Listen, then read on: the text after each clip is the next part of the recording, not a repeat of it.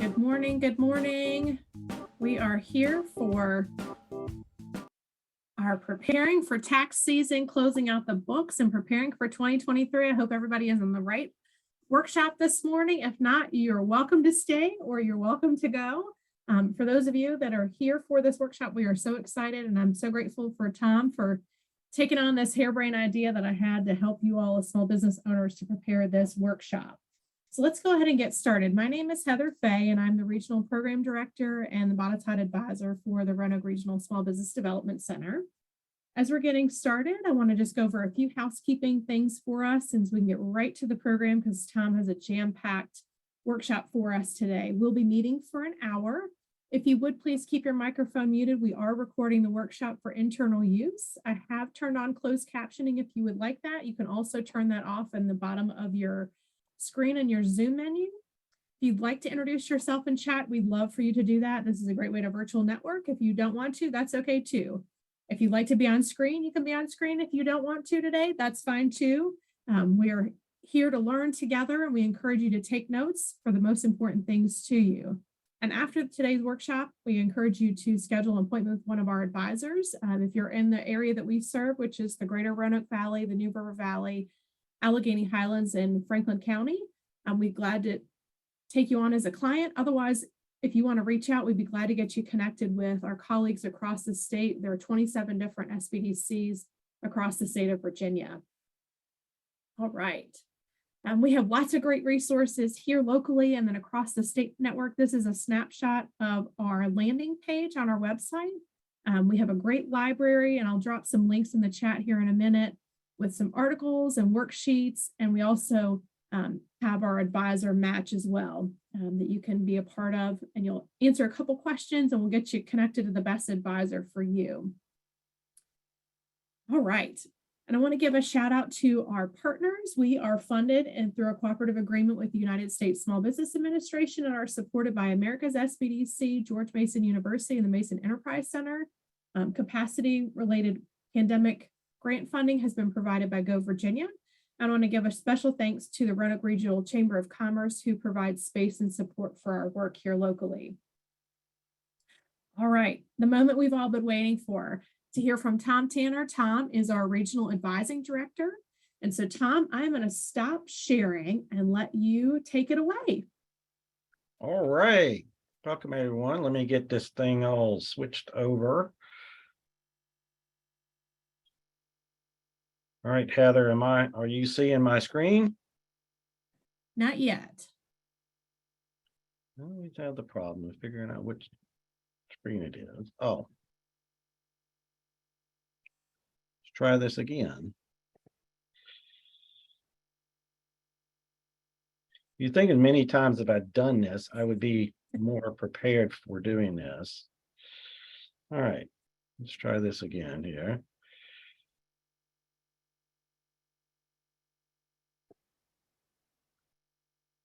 There it is. Looks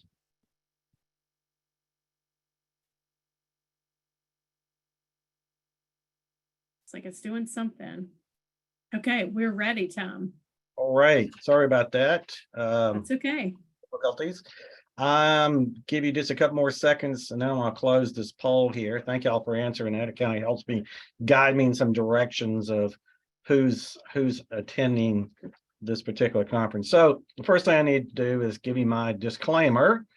Is that the materials, contents, and information presented in this class by me or for educational purposes only, do not convey legal, accounting, or tax advice.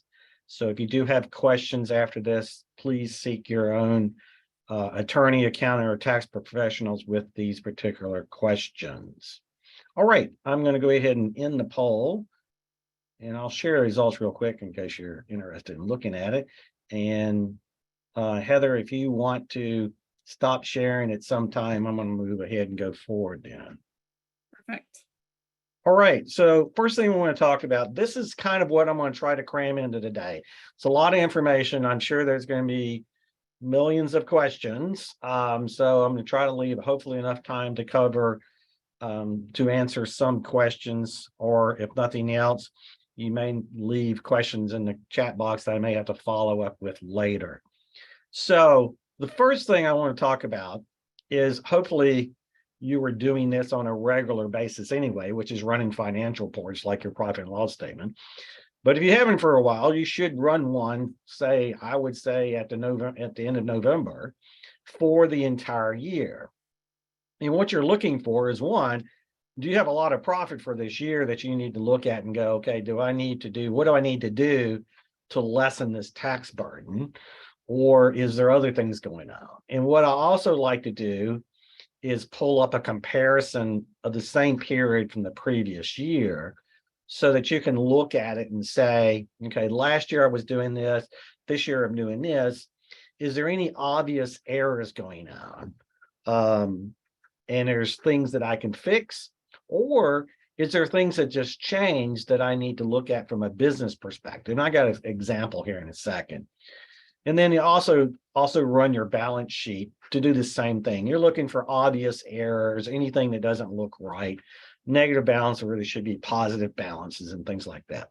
So let me just give you an example. I just threw together a really simple comparison profit and loss statement showing 21 with the percentage of sales and then 22 percentage of sales. So if you look through this, hopefully you can probably pinpoint some issues that you need to evaluate and see what's going on. And I'll give you the hint here. So the first thing I would look at as part of my evaluation at this time of the year is looking at and go, all right, why is my gross profit so much less than it was last year?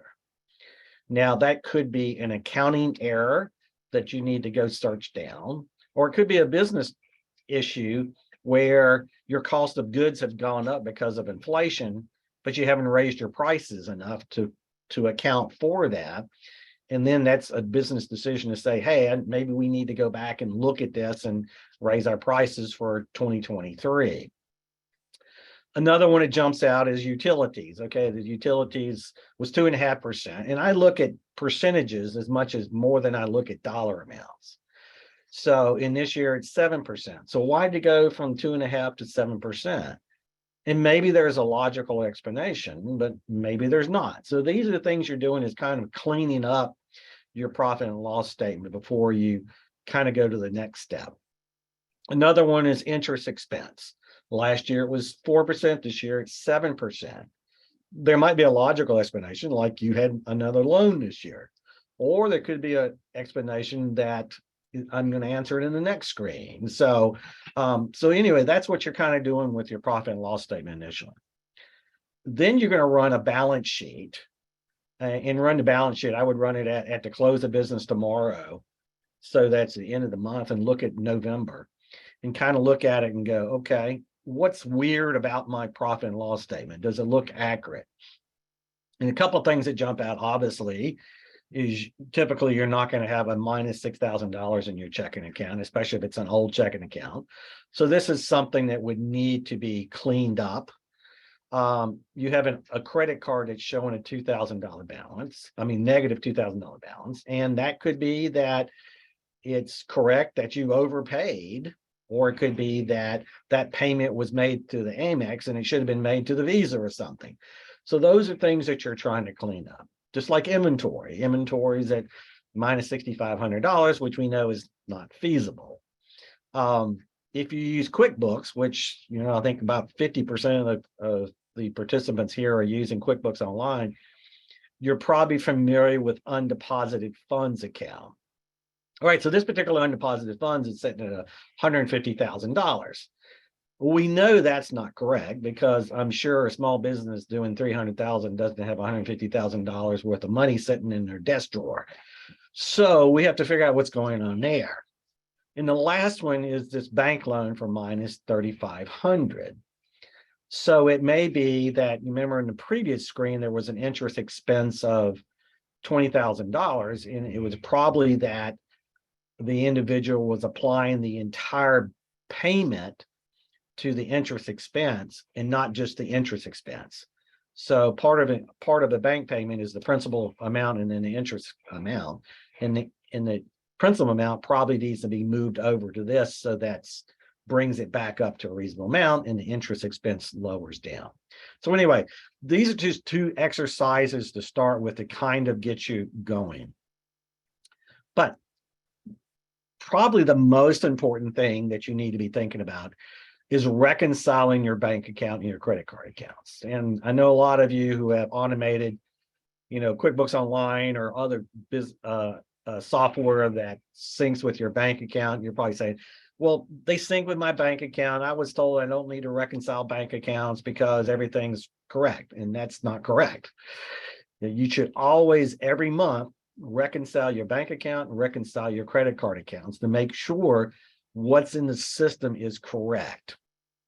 And, errors do occur. And I can give you, and I see this all the time, but one perfect example was 2 weeks ago. I was working with a client and something just was not working right. And we decided to go ahead and reconcile our accounts.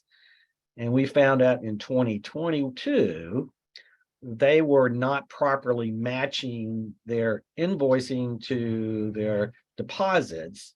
And what ended up being is that their income was overstated by $40,000 because they were double counting sales. And obviously, if you're double counting sales, and you added that to your tax return, you would end up spending about another $10,000 in taxes that you weren't really required to spend.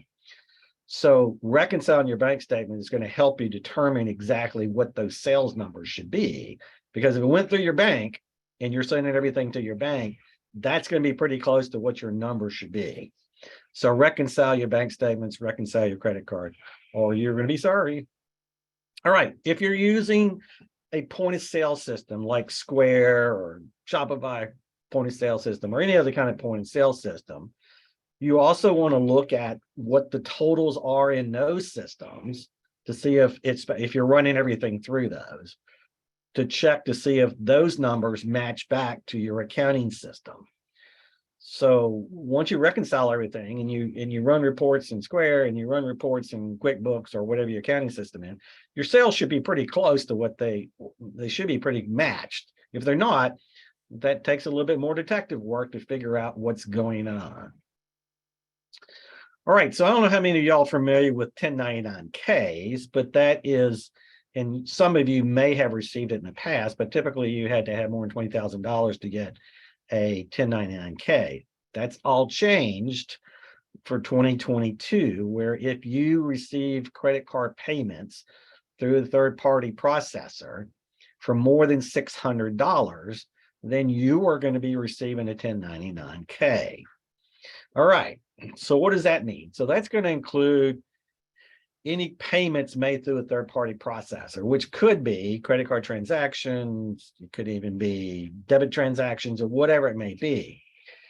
The most important thing to remember is if you're doing most of your business through credit cards or through those transactions, the 1099 number that is sent to the IRS, you better make sure your tax return says at least that much or not more. Because if your 1099K is greater than what you're saying on your tax return, you're going to get a nasty gram from the IRS. All right, so that's the first thing. And the 1099K is going to include all your credit card transactions, all the third-party transactions, which also includes the sales tax. It also includes all the merchant fees. So it's not going to be what goes to your bank account. It's what's actually going to be what's actually given to you. What actually the customer gave to you, which includes merchant fees and sales tax. So you got to make sure all of that is either added to your tax return and backed out, or however you want to handle it. If for some reason you do cash back to customers from credit cards, which I hope you don't, but if you do, that's also going to be included on these 1099Ks. The other issue that you're going to have with 1099Ks is if vendors are not doing it correctly. And I've made up this little chart here just to kind of give you an idea. So let's just say, here's your business on the left-hand side. And let's say you're a web developer and you're invoicing your customer for $2,200. Okay. So your customer sends you a check for $1,200. So it follows this green path at the bottom to you for $1,200. Okay, but they also decide to put $1,000 on a credit card, your credit card processor. Okay, so now the $1,000 goes through the third-party payment processor and then pays you. All right, the correct way for this transaction to happen at the end of the year is that the third-party processor will send you a 1099-K for $1,000. The customer will send you a 1099 NEC, which is non-employee compensation, for $1,200, adding up to $2,200. What you have to be on the lookout for is if you have customers that are generating 1099 NECs, that they don't send you a 1099 NEC for $2,200, and then the credit card processor also sends you a one for $1,000, and now you've got a $3,200 amount that you have to count as sales. So if you run in that place, you need to get that resolved. So if this customer sent you wrong amount, you need to reach out to them as soon as you get these things. That's why it's important as soon as you get them to do something with them, not stick them in a folder and say, well, I'll take them to the accountant the day before taxes are due, to give them a chance to fix this 1099. Most likely the third-party payment processor is not going to fix it unless it was just a drastic error. All right. So now the next thing we got to talk about is deductions, since that's the whole thing, is how do I get the most deductions for my business? So the first thing that the IRS always looks at, and the two words that they use, is ordinary and necessary. So your business, you need to look at it and say, okay, I'm buying something for my business. Is it necessary for me to buy this in order to operate my business? If so, then there's a chance that it's probably deductible. We now look at the word ordinary. Is it ordinary for other businesses that are very similar to mine that would also have a need to be able to have this expense as a deductible expense? If so, then it would be a deductible expense. So let me give you some actual example. Let's just say I have a plumbing business called Tom's Plumbing Service. Okay. And I need a new drill, a new hammer drill for my business. All right. Is this hammer drill necessary for me to do my work in my business? And I would say, yes, it is necessary. All right. So let's look at other businesses like mine, not just plumbing businesses, but plumbing businesses that are small, that maybe have one or two employees. Is it a product, or is it something those particular businesses would also need in order to do their business? If it is, then that's considered a deductible expense and you don't have any issue with it. All right, let's take the next example using the same plumber. So Tom's Plumber, we decided to go to Best Buy, and I said, man, there's a really cool 100-inch flat screen TV there I'd love to have. And is it necessary for me? Sure, because I'm going to watch YouTube videos on how to do better plumbing and understanding plumbing. Therefore, I think it's necessary for me to operate my business. So now we look at it from an ordinary standpoint. If we look at other businesses, and it could be even, other trade businesses like electricians or whoever else that are small, that have one or two employees, do they need a 100-inch flat screen TV to operate their business? And obviously the answer is no. So technically this is not a deductible expense. So if you look at any of this, any expense that you have and say, okay, is this necessary for me to do my work? And is it ordinarily an expense that most businesses would need to take, like mine, then it's going to be a deductible expense. So what I have found in the past is a lot of businesses don't take enough deductions because they take the opposite approach. Some businesses look at it and they write off everything, and other businesses look at it and go, I've had people even ask me, can I write off business cards? Sure. So use this approach anytime you're looking at anything. Okay. All right. So the next one we talk about is auto expenses. And what I'm talking about here is if you personally own the vehicle, not the company, but if you personally own the vehicle, you've got two things that you can ways to keep track of of mileage. One is you can use an actual mileage, which means every time you drive your vehicle for business use, you record the date, the purpose of the trip, and the miles, and you keep a logbook for it. And then for 2022, they actually have two different things. They have one for January through June is one rate, and July to December is a separate rate. But anyway, what you're doing here is you're able to deduct the mileage, but you're not going to be able to deduct other things like gas, insurance, and things like that. This is all just, you take mileage other than everything else. The only thing you can take in addition to mileage rates, which you be able to do with mileage, you be able to take interest expense or a piece of it, tolls, parking, property taxes, those things there, you also be able to divide it up a little bit based on your personal use. The other way you can look at it is actual expenses, and actual expenses allows you to look at it and go, okay, you know, for one is I can depreciate the vehicle itself, then I can account for insurance, maintenance expense, gas, oil changes, all that stuff. You still have to keep track of your mileage. You can keep track of your personal mileage, but you are going to have to look at it and go, okay, how much of these miles that was driven is for personal use versus business use? So if your actual expenses for the year were $10,000 and your personal use was 25%, then you would only be able to deduct $7,500 as actual expenses for your vehicle. So you can take a look at both ways. The disadvantage is if you start off with actual expenses, you can't convert to mileage. If you start with mileage, you can convert to actual expenses, but you have to do a few things to do that. All right, meals.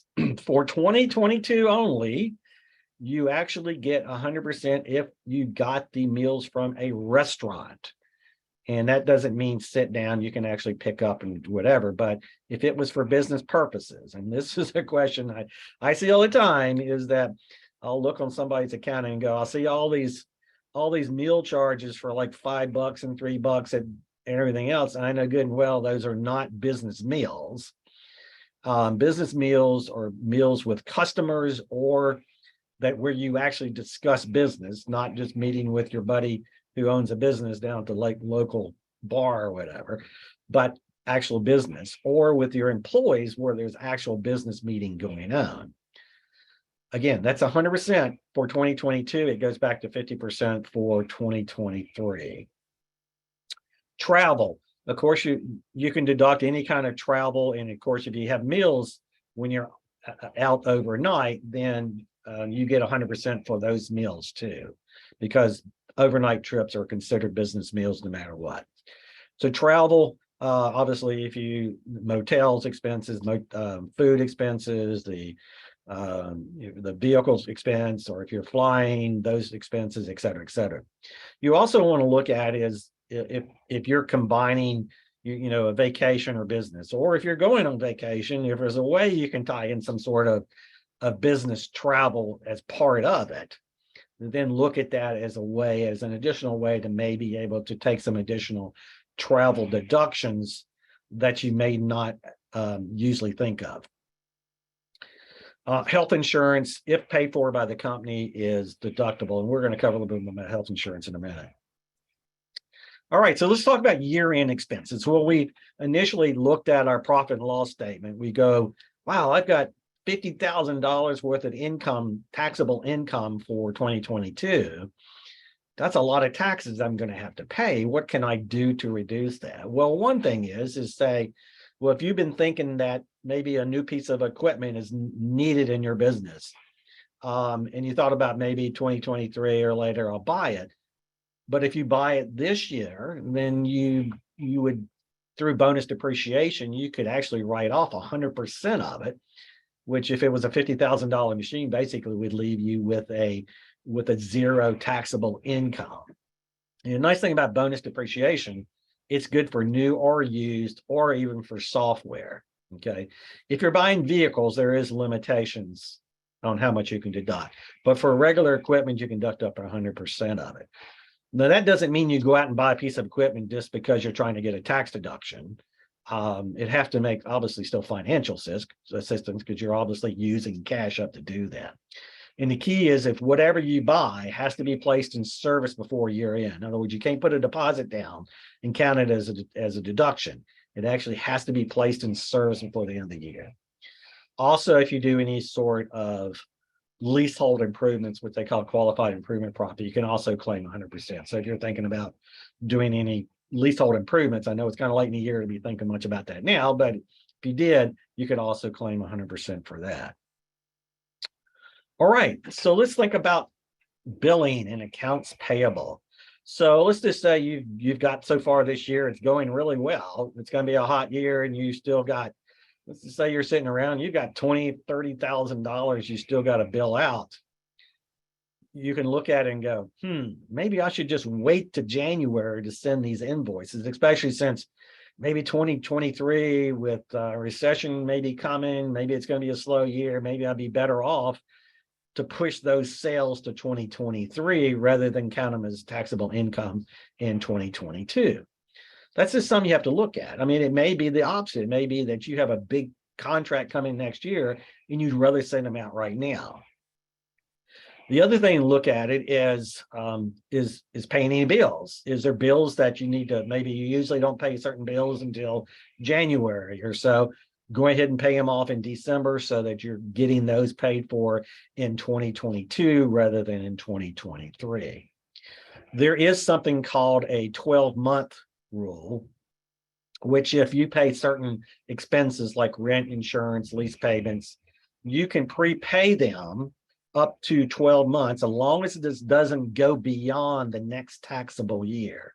In other words, you can't go past December next year. In other words, if you have an insurance payment and you're renewing it in December and it's good through December 1st of next year, then you could pay the whole payment and write it all off in 2022 rather than part of it in 2023. Now, obviously, the disadvantages come next year. You'd have to either do the same thing or you would not get a deduction in 2023 for those type of expenses. All right, so home office deduction. We have a large amount. We have, I think it's more than 50% of our participants are sole proprietors. So a lot of you may be using home office deductions, and this is something that you certainly want to take advantage of. Some people still say, oh, it's a red flag to claim a home office deduction, and it's not. I mean, nowadays in this gig economy, so many people claim it, it's not really a big deal as long as you claim it legitimately. So if you're a sole proprietor or an LLC tax as a sole proprietor, this kind of comes in effect. So one is the location where your home office is has to be an exclusive location. In other words, you have a space. It doesn't have to be a room, but it has to be a space. It could be a 10 by 10 space where you have a desk set up or whatever, or maybe it's part of your basement or whatever. But it has to be exclusively used. It's not used for, in other words, you can't say your dining room table is your office because you're also using it as a dining room table. And it has to be regularly used, which means you use it at least, weekly or whatever to do something. You can't just say, well, once a year I use this place here to do my tax returns. Okay. It has to be your principal place of business. In other words, if you have a bricks and mortar store, they're still possible you could use a principal place of business as a home office deduction. But if you have a bricks and mortar store, it makes it more difficult to do a home office deductions. But there are cases where you could, and you can have, maybe you have a bricks and mortar store, but maybe you have a garage out back where you store stuff, and you might get to take part of that home office deduction for that. If you do have a home daycare, they have totally different requirements. But all right, so the two ways that you can figure your home office deduction, and make sure you look at this pretty in depth, is one, you can just determine the square footage. You got a 10 by 10 square place, so that's 100 square feet. So I can take a $5 per square foot reduction, which is $500. Okay, so I can just take a clean $500. The IRS doesn't give a dang about anything else. They don't want to see anything else. You just say this is the space, $5 price, plain and simple. And you can do up to 300 square feet, which is $1,500 $1,500 deduction. The other option is to take a percentage of your office to the total square feet and figure out your direct or indirect expenses. So let's just say you have an apartment that's 1,000 square feet, and you have an office that's 100 square feet. So 10% of your apartment is an office. So now you could deduct 10% of your rent payment, your utility payments, any tax payments, or whatever else you may have. Okay. If you own a piece of property like a house or something, it would also allow you to take property taxes, maintenance fees, and things like that. There is also this thing called depreciation, which you could take, well, which actually you do have to take as part of your indirect expenses. The issue with depreciation is if you sell your house, you're going to have to go back and reclaim that depreciation that you took and pay a tax of 25% on. So those are the disadvantages about that. Any direct expenses like office expenses, office supplies, equipment for your office are all 100% deductible. If you have shared expenses in the house, like you have internet, you would have to kind of determine what is that percentage that I used. Am I using the internet 50% of the time for business? So I get to deduct 50% of the internet bill, etc. All right. So a small percentage of it, even though some of you are S corporation, it's a little bit more difficult because you cannot just take a home office deduction on your tax return, on your personal tax return. You can't really take it on your corporate tax return because that's not feasible because it's not your personal tax return. So one way you can do it, and this is a case where you'd have to sit down with whoever does your tax return to ask them if they feel comfortable with this. And it's getting to be more mainstream that you create an accountable reimbursement plan, which is basically means that you kind of come up with what all your expenses are for your office, and you submit it to the business, which may be you, and be reimbursed for that on a monthly basis, which basically means you've got to put together all your bills and everything else and figure that out and to reimburse yourself. So it's a little bit more complicated, but certainly is doable. All right. You also have, think about, oops. There you go. Benefits and retirement programs. So, if you've got employees, think about, do I need to pay any employee bonuses before the year end? Obviously, I want to try to write it off in 2022. Or you may be looking at it and going, okay, I really need to look at my taxable income and look at 2023. Is 2023 going to be a down year compared to 2022? Maybe I need to push off my bonuses to 2023 rather than 2022. If you're trying to get deductions this year, you want to make sure you pay them in 2022. You may also be looking at it, do I need any other employee benefits to set up prior to year end? And this could be benefits like disability insurance, life insurance, health insurance, retirement programs, et cetera, et cetera. Now, part of this is obviously tax planning and figure out, all right, how can I get additional deductions? But also, HR type stuff is how do I provide more stuff for my employees and help them out, et cetera, et cetera. So the first thing we're going to talk about is just health insurance options. And again, this is not an HR class as much as it is about trying to figure out providing good benefits to your employees, but at the same time, how do I get some deductions because of that? So your first option, obviously, from health insurance is you as the business owner, go find an insurance policy that you can provide to your employees. And that could be a policy where you're covering 100% of their coverage and maybe 50% of their spouse of their family, or maybe you're covering all of it for the family too, or maybe you're only covering 50% for the employee. Whatever you work out, but you're going out and doing all that work of trying to find a good policy, especially if you have a small business with only a few employees. This is a much more difficult process to try to do.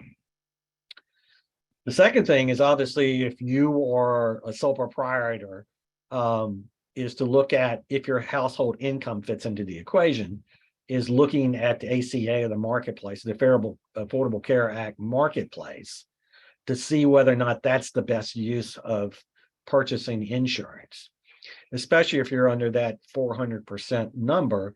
Then, and that actually goes up a little bit in this year, is you also could get a premium tax credit, which could also lower your premium. So that's something else to look at. The other thing, which most of you may not be aware of, and I noticed there was only a couple of people who actually had an HRA, or actually nobody had an HRA, they had an HSA, is an HRA is what we call a health reimbursement account.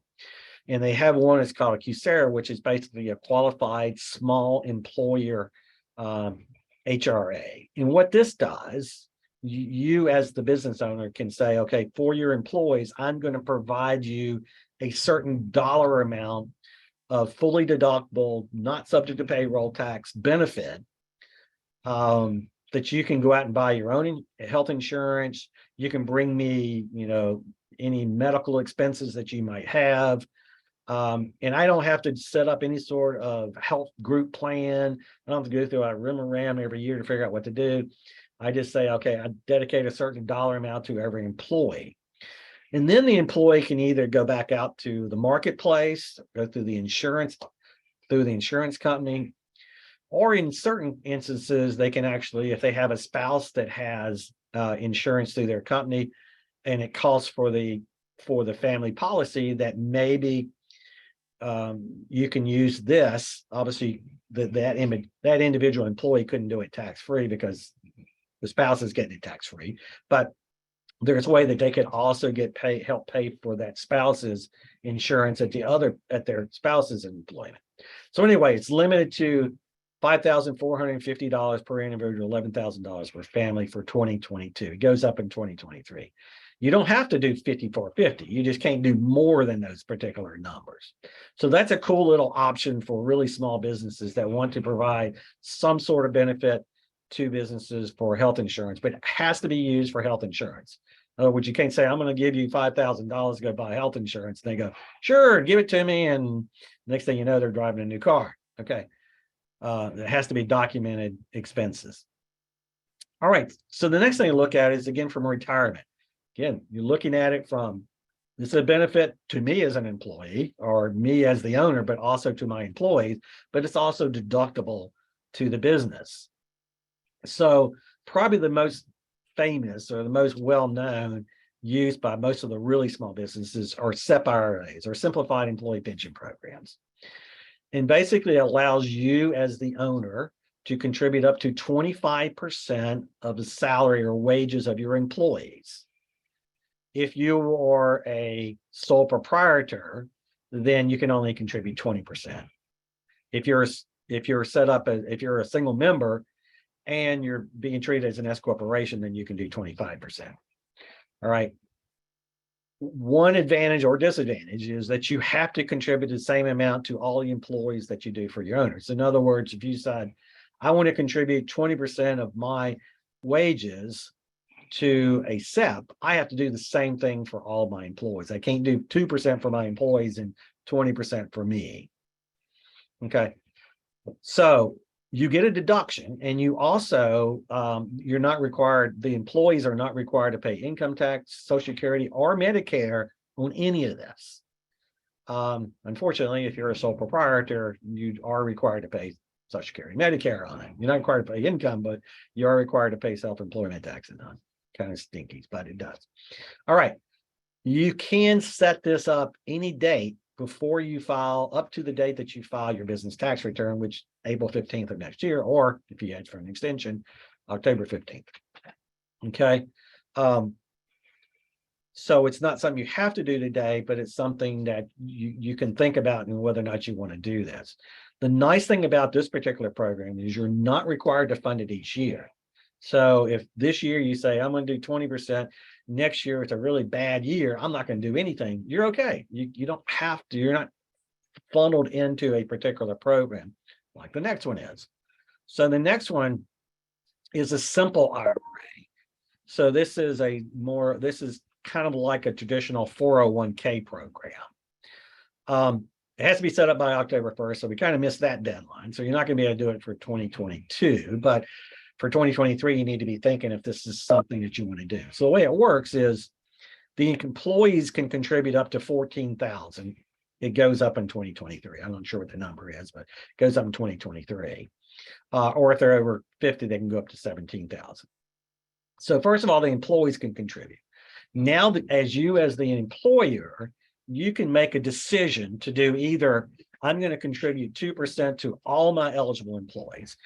And when we send this packet back out, I have a sheet that is, well, I'll be sending out that has all the the ones I'm covered in here, about all the steps you go through and how it works, how the taxability is, et cetera. So much more detail than the presentation is. So you can contribute 2% to all your eligible employees, or you can say, I'm just going to do a 3% match to all employee contributions. So if no employees contribute, I don't do anything. If you have one employee that does it, then I'll pay 3% of that person. And you can go higher than 3%. But the issue is once you start this, you're committed to that until you end the program. So you can't make decisions each year. Employee contributions are not subject to income tax, but they do have to pay their FICA taxes on it. Employee contributions are not subject to FICA or income tax. Okay. All right. The next one, and I'm not going to talk about a 401k program. For your larger companies, a 401k may make sense. I'm going to talk about a solo 401k, which is designed for a single operating business.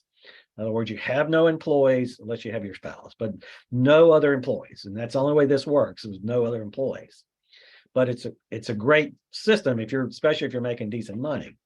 So first of all, the employer is you, but the employer as the company can contribute up to 25% of your compensation. Again, it's 20% if you're a sole proprietor, it's 25% if you're set up as an S corporation or something. So that's 25% of your compensation for the employer. And now as an employee, I can also contribute to it. So and again, in 2022, it's 20,500 or 27 if you're over 50. So basically, if you max out the employment, the compensation side of the equation, then you add in the amount that the employee contributes. I mean, you can deduct 61,000 or 67,500 for this particular program. Okay, it's a pretty cool program, especially if you're a business that produces a lot of income, you don't have employees. Again, cannot have employees. It's got to be set up for December 31st. So if this is something you're thinking about doing, you want to do it now because it has to be established and funded before the end of the year. Employee contributions are not subject to income tax, but is for FICA, just like everything else. Employer contributions is not subject to FICA unless you fall under that sole proprietor situation. It is subject to FICA unless you're taxed as a corporation. In other words, you get hit with that sole proprietor penalty for it. You can also set this up as a Roth rather than a regular traditional IRA, which for a lot of younger people really probably makes sense. Obviously, it affects the taxability of it because you would be subject to income tax on it. All right. So the next thing you want to look at, and a lot of you sole proprietors, some of you partnership, a small amount of you were S corporations. And of course, that may have changed as more people logged in. But this is the time of the year to be thinking about, do I need to look at my tax structure to decide whether or not I need to think about changing that to a different structure? So if you're set up as a partnership or as a sole proprietor, whether it's so you would need to be thinking to one, if you're not set up as a limited liability company, that's the legal side of the equation. You might want to look at that and say, okay, our business is growing. We've certainly incurred some additional liability. Maybe we need to add the legal side of the equation by setting up an LLC or something. Okay, but we're going to refer to the tax structure. So again, an LLC is a legal structure. It is not a tax structure. It has nothing to do with taxes. Okay. IRS doesn't care that you're an LLC. It wants to know how you're taxed. But as an LLC, you can be taxed as a sole proprietor, a partnership, or a corporation. So we're talking about if you're set up as a sole proprietor or you're set up as a partnership, does it make sense to convert to an S corporation? Now, the main reason you do this is to save on what we call self-employment taxes or your Social Security and Medicare taxes. Now, there are costs associated with conversion to an S corporation. For one is you would be now considered an employee of the company. As an employee of the company, you're going to have to run a payroll program to pay yourself the program, which means you have to, pay into Social Security, withhold taxes, send that money in on a monthly basis, file quarterly reports, et cetera, et cetera. So you either have to do that manually or through some sort of payroll service. There's also going to additional costs because you're going to have to pay into the unemployment system, and you're going to have to pay somebody to produce an S corporation tax return. So there are some costs associated with it. So this is not something you just jump in and go, okay, yeah, it makes sense. Or somebody told me to do it, I'm going to go ahead and do it. Because once you do it, you can't revert back, at least for 5 years, you can't revert back to another structure. So I'll just show you real quick the advantages of converting to an S corporation. And again, I don't have all the admin costs associated with it, so that would certainly affect it. So let's just take this company. It makes $100,000 in income. It has reasonable wages. So the key to this is that as an S corporation, you can take money as wages, or you can take them as distribution. The advantage is under a distribution, you're not subject to income tax. I mean, you're not subject to self-employment tax on the distribution. Okay, you're still subject to FICA taxes on the wages. And the idea is the IRS says you have to take what we call reasonable wages. And reasonable wages basically means, are you paying yourself what you would need necessarily pay somebody else to do what you're doing? Okay, because you can't just pay yourself 100% of your distribution. That's definitely a red flag. Okay, so you pay yourself reasonable compensation. Let's use this as 60,000 example. It may not be. That may be high for a particular company. Okay, so I'm not going to go down this whole thing, but basically you're looking at it. If under this particular scenario, you would save about $4,500 in taxes if you're set up as an S corporation versus a sole proprietor. Okay, now there's other things to fit into the equation. This is why I'm not going to go into depth about it, because other things can also affect it, such as 199 deduction, the cost of payroll services, cost of tax return, things like that. So this is something you really want to sit down with an advisor and really kind of work through the numbers to see whether or not it makes sense for you. All right, we're on the home stretch. So a couple of things. If you have children under 18, there's a great advantage you can think about using, which is taking, paying your children to work at your business. Now, they need to be legitimately working at your business, sweeping floors, stocking shelves, or whatever it is. If they are, you can pay them up to $12,950, which is standard deduction in 2022. And if you do, they don't have to pay taxes. They don't have to pay any income tax. You don't have to pay any Medicare or FICA taxes. You don't have to pay unemployment taxes. Okay. So if you have a bunch of kids, that's a lot of money that you could throw to them. And what they do with it is up to them. So they can spend it or they can pay you back or whatever. But the key is that an advantage, something that you can look at? Again, I'm just throwing out other ideas for you to look at. So real estate purchase. And I realize this might not be for everybody, but if you have a business that you're paying rent for a building, at some point, does it make sense to buy your business, a building, or buy a new building or whatever else? And that would also allow you to take additional tax benefits because of the real estate you own, not to mention your rent's never going to go up. And there's also other, techniques that you can use, so what we call cost segregation, et cetera. All right, charitable giving. All right, so if you're set up as a sole proprietor, a partnership, or an S corporation, donations or charitable giving is not a deduction, allowed deduction for those companies. All right. You cannot deduct those in your company. Those particular deductions are passed through to the owners, who in turn would take them on their personal tax return. The problem is most businesses or most people are probably not itemizing their expenses. Therefore, they can't take the charitable giving deduction. So basically, any charitable giving that you do within your company basically is not deductible. So one thing you can look at is, what are you donating for? Let's just say you're donating to sponsor a little league team, and you write it up as charitable deductions or donations. So your tax guide, puts it like that. Well, if you stand back and look at it, well, that's really marketing expenses. Maybe 100% of it's marketing expenses, maybe 80% of it's marketing expenses or something. Can I write that off as a legitimate expense rather than putting it under donations or charitable giving, which I'm not going to be able to get a discount, a deduction for? Estimated tax payments. If you're required to make estimated tax payments, don't forget those, because there are penalties associated with those if you don't pay enough before you do your tax return. If you have customers you want to give gifts to, you can give gifts up to $25 per customer. And that's something else you could write off before the end of the year if you want to, as an additional expense.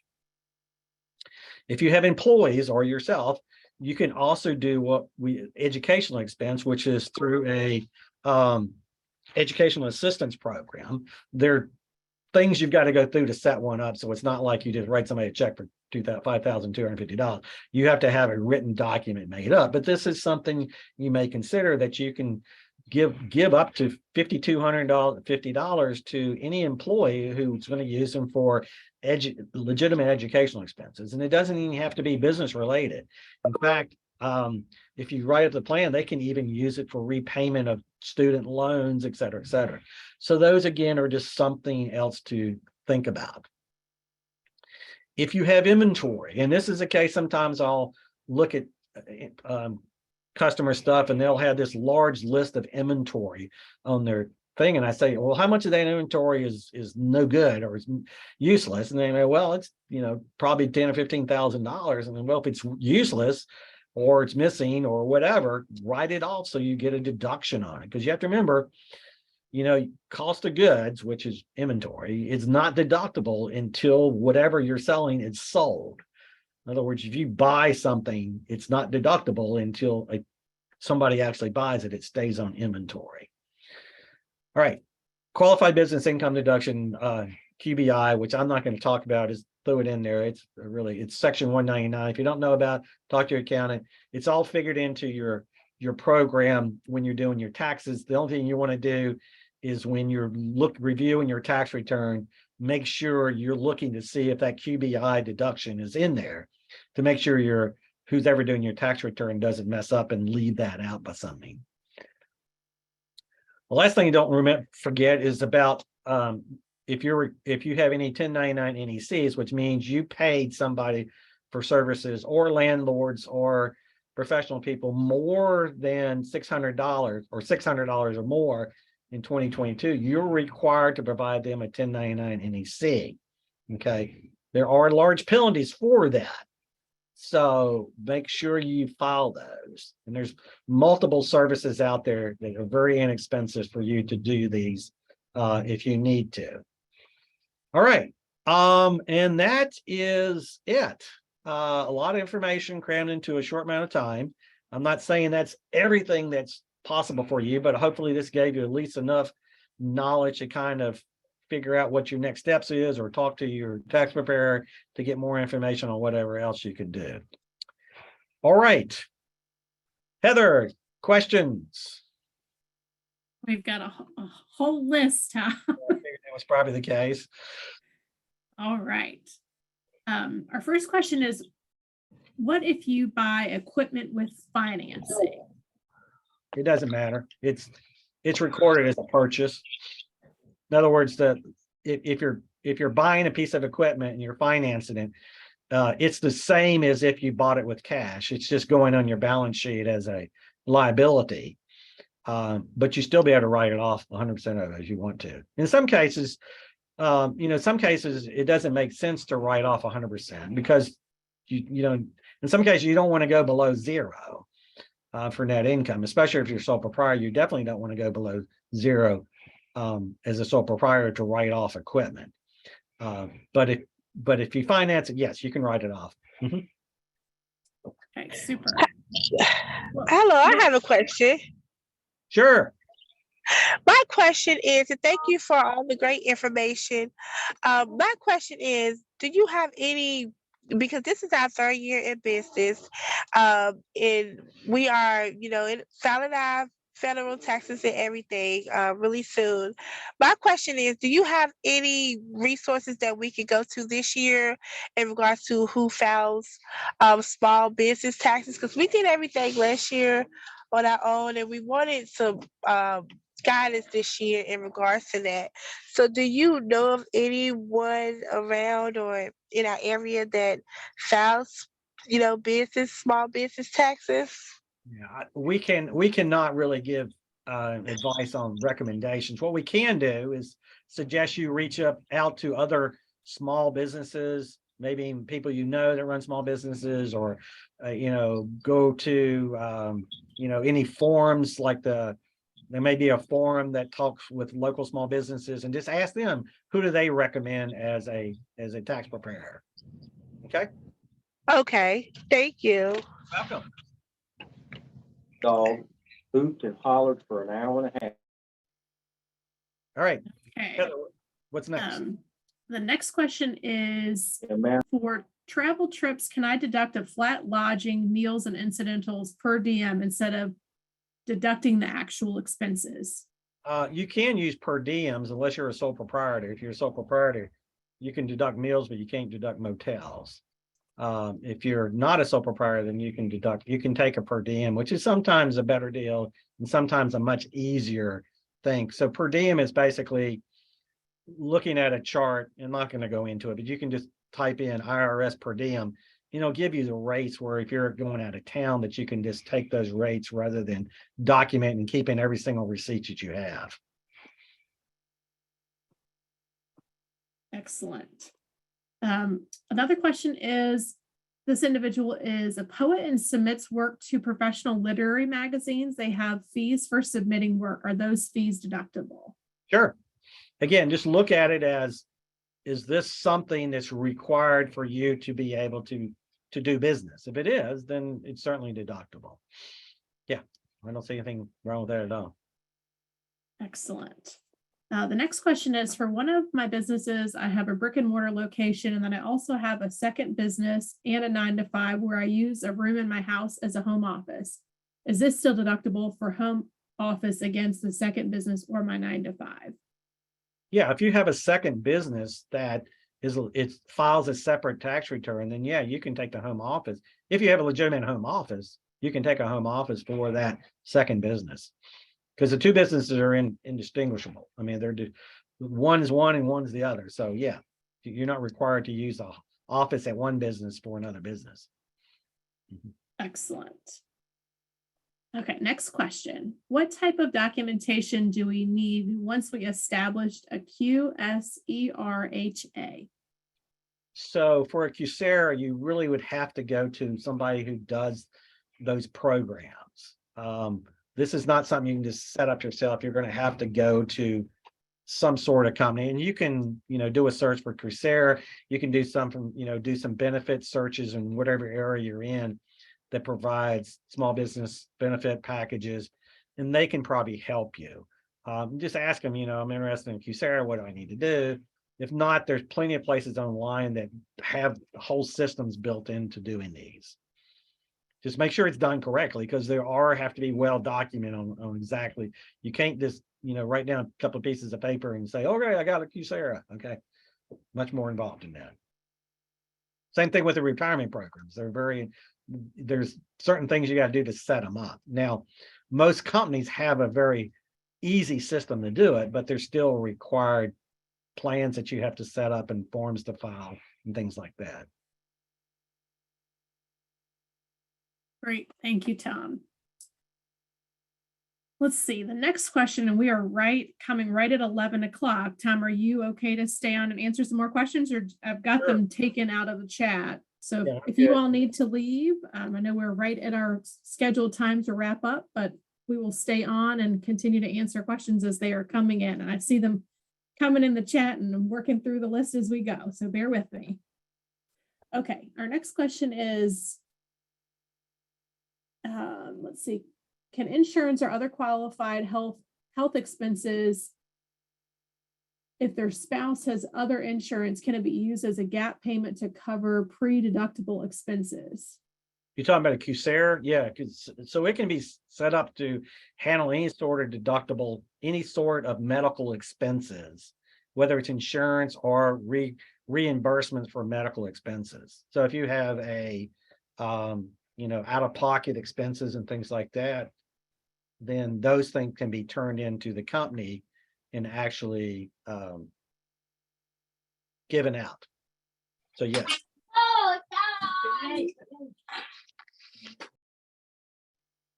Okay, next question. Does a new computer qualify as new equipment to receive the deduction in one calendar year, or must it be depreciated? If you take, that's a perfect example of using what we call bonus depreciation, which means you can write off 100% of it in the first year. Now, bonus depreciation goes down to 80% next year. You still have another deduction, which is called 170. But basically, for most small businesses, anything that you buy other than vehicles, there's going to be 100% deduction. Okay. Doesn't mean you have to take it, but if you do take it, you can usually write off the whole thing. Vehicles are the only thing that has an exception to. Okay, great. Okay, the next question is, to receive the deduction for working from home in a designated space or room on the monthly basis, if you sell your house, do you have to pay or reclaim the 25%? So it depends on how you did it. If you claimed actual expenses over a particular period of time, rather than just taking the flat $5 a square foot, yeah, you do have to reclaim the depreciation recapture. That's one of the issues that I have with this. So I don't have a lot of clients that do I try not to tell people to do that actual expenses unless it really makes a big difference for them because of that recapture when you sell your house.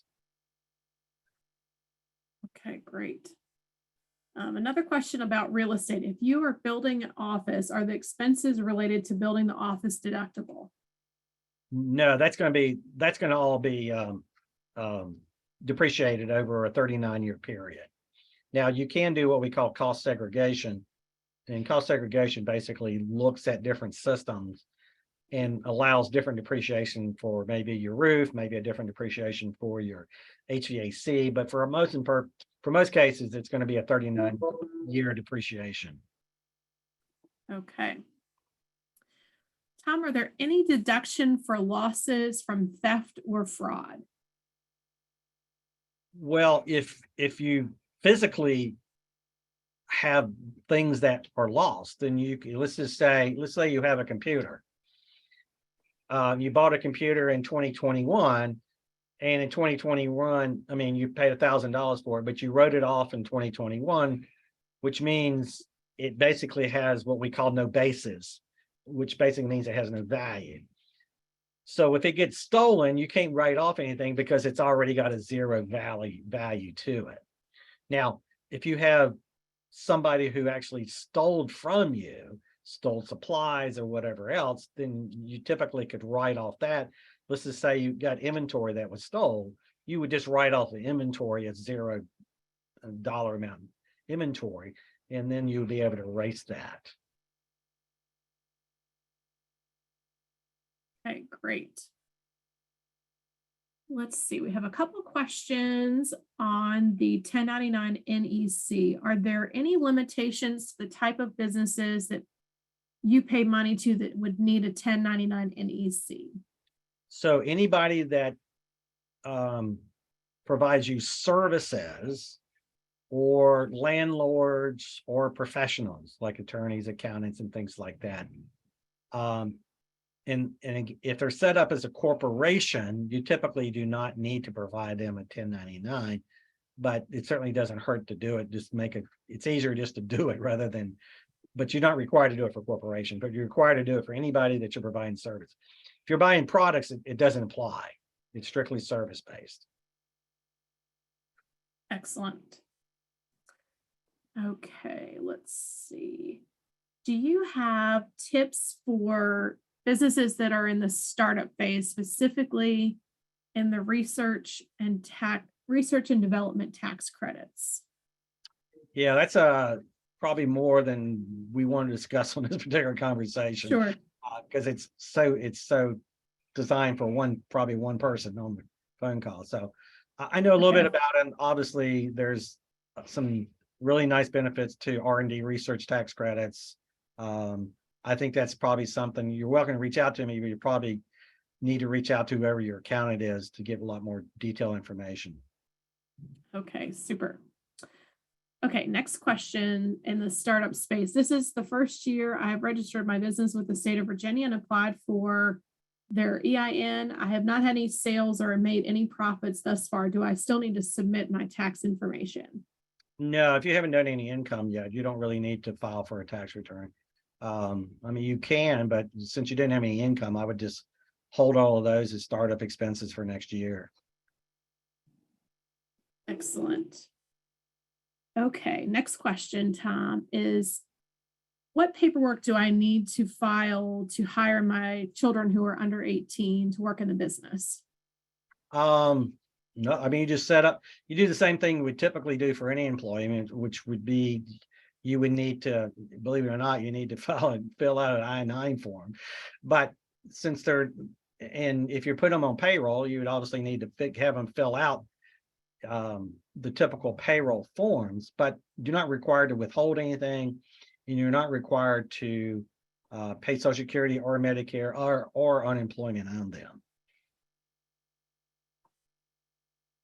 Okay, great. Another question is, this business goes to different conventions and vendor shows, and they have paid rent to those different conventions. Do they need to file? What forms do they need to file for that? You know, technically you're supposed to file a 1099 with them since you're paying rent to them. I mean, this is a case where it's always better to do something, maybe it's not needed, than not do something that you may find out later that was needed. Because there's no penalty for filing a 1099 that you didn't have to. But there's a large penalty for not filing a 1099, which you were supposed to. Okay. Would you go back to your slide on the vehicles, Tom? I'm not sure I had one on vehicle. I think it may have been for the mileage. Jennifer, if you want to unmute. The mileage, right there. For the mileage, I believe. Let's see. Jennifer, does that answer your question? She's still with us. Hello. Yes. Tom was telling about those kind of vehicles that are personal property but not company property. What about the ones that are company property? Are the same rules or different? So the different rules apply more to the personal use side of the equation. So if you have a vehicle that's owned by the company and it's also used for personal use, you actually have to add a personal use percentage onto their individual W-2s as income. So in other words, you've got to reimburse the company through basically adding additional income to their W-2 as if it was money that you paid to them. They don't actually have to pay you. You just add that as additional income on their W-2s. But nothing else really changed besides that. Now there is some changes based on the number of vehicles you got. Like if you got 5 or more vehicles, you have to use actual expenses, versus if you have less, you can use mileage, things like that. Does that answer your question, or? Hope so. It looks so. Looks like she was smiling. Okay. going back to the 1099 NEC, seeking a little bit more clarification on that, Tom. Do I need to file the 1099 NEC to attorneys that assisted with my patent filing, or is this the requirement only for business entities that are generating income? It sounds like they haven't generated income at this point yet. Because it's based on payments. It has nothing to do with income generation. It has to do with payments. So if anytime you file, pay anybody who falls within those 1099 categories, you need to send an NEC to. Now, there's also other ones, like there's 1099 miscellaneous and there's 1099 interest, depending on if you're paying interest to somebody besides a bank, or if there's other miscellaneous payments you're making. Typically, most of them are 1099 NECs. Like for our landlords, it's not a 1099 NEC, it's a 1099 miscellaneous. So I should have clarified that. So I think so. And let's see, we've got another question about the NEC. This individual is in the travel business. They pay a virtual assistant and marketing person. Do they need to provide them with a 1099 NEC? yeah, if it's more, if they were not payroll and you just paid them as an independent contractor, then yes. If it was more, if you paid them more than $600 in 2022. And these are, forget, these are due January 31st of next year. Even though it's probably actually, because I'm thinking January 31st is on a Saturday or something. It's actually the first business day after that. So it's either February 1st or 2nd or whatever. But anyway, you have to pay it by the end of the January. So typically you don't want to wait till the 2nd anyway. You want to pay them before then. Excellent. Going back to the question about hiring children, is there an opportunity to hire grandchildren, Tom? Only way it would be is if they're dependents. If they're legitimate dependents of the taxpayer or of the business owner. Okay. Let's see. And then another question on the NEC for Shopify store fees. Yeah, Shopify will probably be sending you, I'm sure they'll be sending you a 1099K, which will include all the income that they receive, including their fees. In other words, they don't back out their fees for it. It's not going to be a 1099 NEC. You don't have to file anything with them. It's them filing a 1099K with you. That makes sense? Hope so. I think so. Let's see. Do you have a recommendation on a resource, Tom, that goes over all the different 1099 forms that they could have, that we could include in the follow-up email? I'm sure I can come up with something like that. Will do. That would be helpful. There's lots of different 1099s out there. It's a good reference.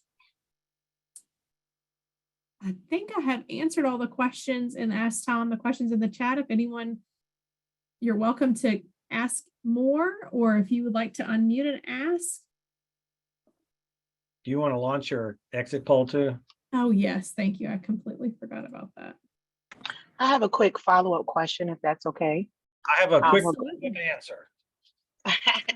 With regard to the 1099 NEC, if I file the payments that I've made to like my virtual assistant or my marketing person, does this affect me in a negative way? Only if you don't file it. Okay, good answer. Yeah, I mean, because all you're doing is, you know, the receiving person probably doesn't want it because they don't want to report their income. But Gotcha. you know, since you paid them and it's a legitimate payment for more than $600, then yeah, you're required to let the IRS know that you paid them, which means they don't need to make sure that they file it on their tax return. That's the whole issue. They're trying to close this loop. I mean, that's why they decreased this 1099K from $20,000 to $600, because, you know, a lot of people were flying under these radar. I mean, the sole proprietors are the #1 businesses that are audited. everybody thinks corporations are, but it's not. It's actually sole proprietors are probably by far the largest audited group, because typically they found that they're the ones that cheat the most.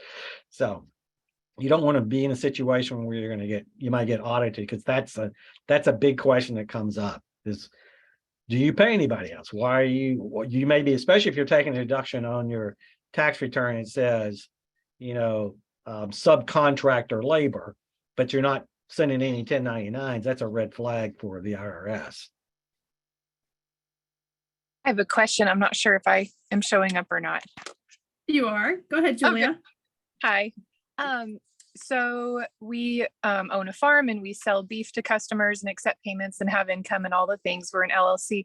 And every now and then we have contractors approach us for work that we need done around the farm, like, electrical work and whatnot, that are asking to swap, beef or our product in exchange for their labor. How do we go about taxes for that? Well, technically it's called bartering system, but technically that's a taxable transaction, just like cash would be. Now, which means you would technically also have to send them, if it was more than $600 worth of value, that you would have to send them a 1099 for. Okay. Now, for anybody, if you have a situation where you're paying an independent contractor to do work, is that before you pay them anything, you should always ask for a W-9 form, which is a request for taxpayer identification number, so that you actually have their taxpayer identification number, because after you pay them, they may not want to give you their taxpayer identification number. Mhm. They don't want their 1099. So it's always better to try to get that before you pay them. Okay. Thanks. All right, Tom, another question for you. This individual is planning on changing their accounting systems at the beginning of the next fiscal year on January 1. How important is it to import the previous year's transactions? Is it okay to save the data and reports for auditing purposes and start fresh with the new accounting system? Depends on how messed up your old one is. That really does. That's a discussion with an advisor, whether it's a tax person or one of us, is to look at what you have. If you have really clean books, I always like importing data because you have access to it on one system. You never know when you might have to look back. If your old system is so messed up and nothing's balancing, you're better off just starting from fresh and then just entering beginning balances. That's just a general comment. Without looking at the situation, I can't really give you a perfect answer. Got it. Okay, next question. Tom, what are the limits or restrictions on a vehicle purchase for a business? Well, you have limits on what you can deduct from a depreciation standpoint each year. Gosh, in regards to numbers, you cannot deduct, and it's based on the size too. If it's less, let me see if I've got it written down somewhere. No,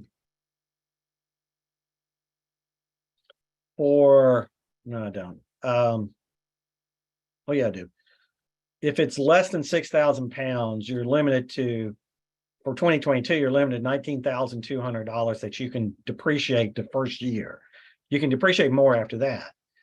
If it's more than that, there's no limit. In other words, if you have a dump truck or something like that, there's no limit of what you can depreciate on that or purchased.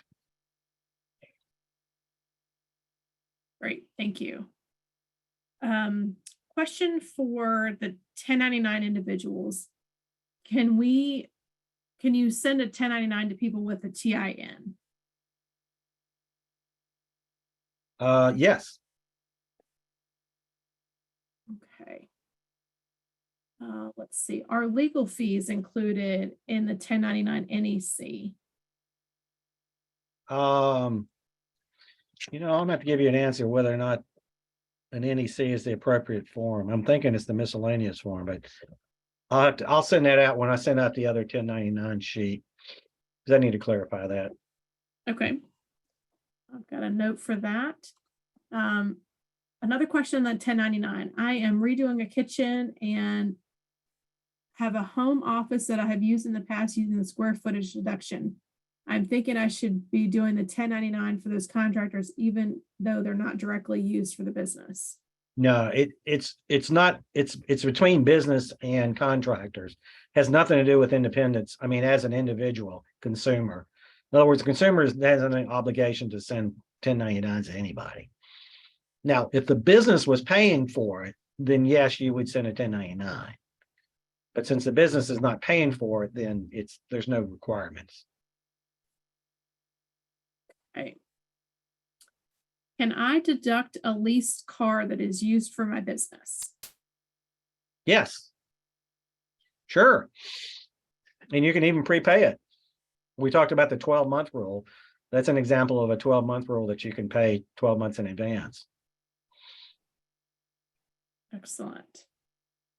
Do you have to offer benefits to full-time or part-time employees? Yeah, there's nothing required to provide benefits to. Now there's that changes as you get more, like if you, I can't remember if there's more than 50, there's certain laws that go in effect. Very few of our clients have over 50. So, but for most small businesses, there's no requirement. That's strictly more to finding people and keeping them working than it is to be required to pay them or to offer them. Okay, next question. Do you issue a 1099 if you're paying a company to print on t-shirts that you sell? No, because that's a product. Okay.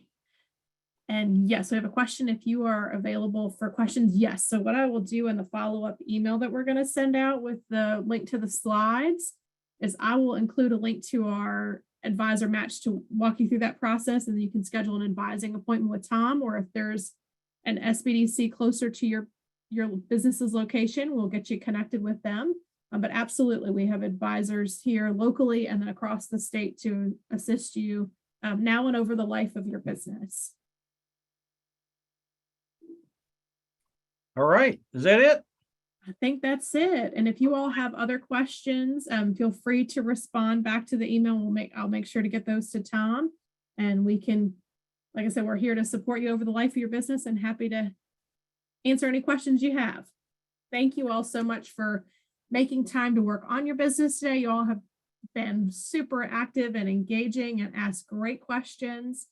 I hope that you all have a fabulous rest of the year and in 2022 strong and are set up for success for 2023.